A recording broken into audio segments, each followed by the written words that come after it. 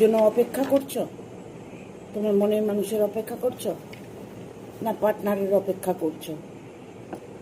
Intensity, তোমার যেটা intention হচ্ছে, অন্তরে মনে যেটা ডাক দিচ্ছে, সেটাই তোমার সাথে হবে। কারণ তোমার মালিক তুমি নিজেই। তুমি যেটা চাইবে সেটাই তুমি পাবে। থান্ডারবোল্ট, এমন একটা সময় আসবে যে একটা ঝটকা লাগবে, হঠাৎ করে দেখবে তোমার জীবনে একটা পরিবর্তন আসবে, হঠাৎ করে তোমার মানুষটা তোমার সামনে আসবে। উই আর দ্য ওয়ার্ল্ড, এটাই তোমার পৃথিবী মনে করছো, তোমার ভালোবাসাটাকেই তুমি স্বর্গ মনে করছো, সেটাই তুমি তোমার জীবনে পাবে।